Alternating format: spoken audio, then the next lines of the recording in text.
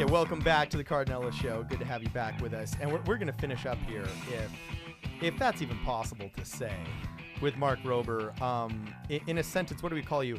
Inventor extraordinaire, international Renaissance man of mystery. I mean, this guy makes the most interesting man in the world Dos Equis commercials look like child's play. Okay, so I call you this morning. I ask if you can come into the studio, and you say, okay, I might be a little bit late because I got this big meeting. He graciously, of course, showed up on time.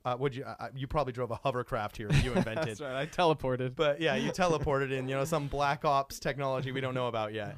But anyway, you come here, and I've never had this, and any of our radio listeners that have had this, I congratulate you if you have. You have a much wider life experience than I do.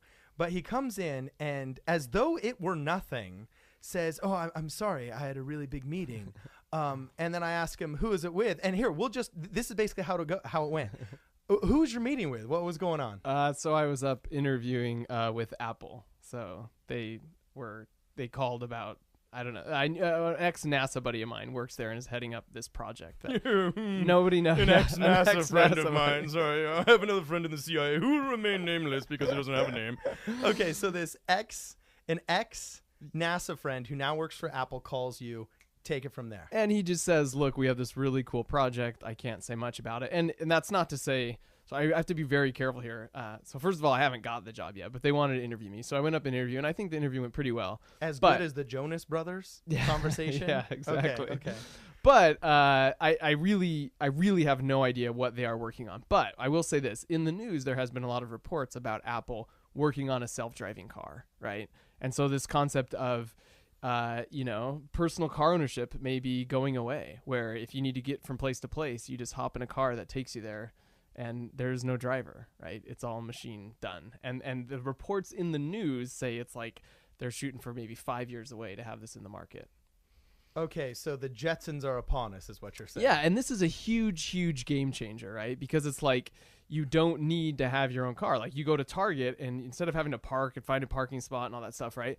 It drops you off the front door. You go in and do your shopping. As you're walking out, it knows you're finishing your shopping trip, right? So as you walk out to the curb, a car comes up. Like you got to realize that's scary to me. I'm thinking of Terminator, where it's just like, how does it know? Yeah, probably it sees your me. cell phone and your proximity, right? It knows if you're checking out, and so it knows, oh, okay, there are 2.5 minutes away from the door, So it pulls up, you get in, and it takes you where you go. But, I mean, that just changes the game because you can multitask. You can now text while driving safely, right? You can eat. You can sleep. And if, let's say, it's a family and you're going up the coast, right? Instead of getting a small car, you get a bigger car, So you can get whatever your needs are for that trip instead of having to get the big Suburban for that, the 2 or 3 times a year you need a big Suburban. It's like, no, you mainly use a small car, and only when you need the big one do you sort of rent it. And then you just pay per every time you use it. Okay, for our radio listeners out there, you got to understand, we podcast this live. Go to hometownstation.com and you can watch this live. And if you're watching live, you're looking at me staring at Mark Rober, not as though he's speaking Chinese, but I am just trying to wrap there's little people in this world. Okay. There's the ex-NASA Halloween costume, microwave oven burrito inventing self-driving car inventors. And then down here, there's the radio hosts. So the radio host is trying to get up here, but if a guy like you is saying this is a game changer, in my mind, I'm really thinking, just because, for example, I've got family members that work at Northrop Grumman, and there's a lot of now, pilotless flights going on. Exactly. Okay.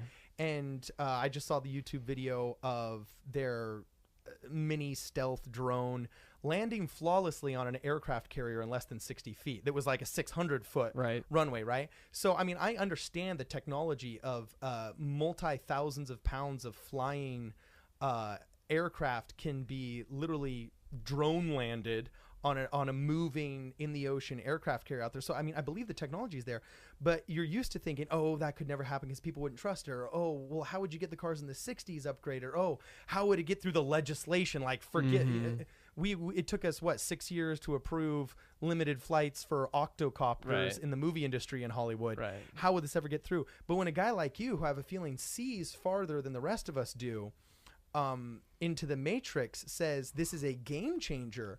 I mean, I get the rumblies in my tumblies, you know, like I feel it in my bones. This is a game changer. This is a really exciting one. This will be one of the most disruptive, you know, up there.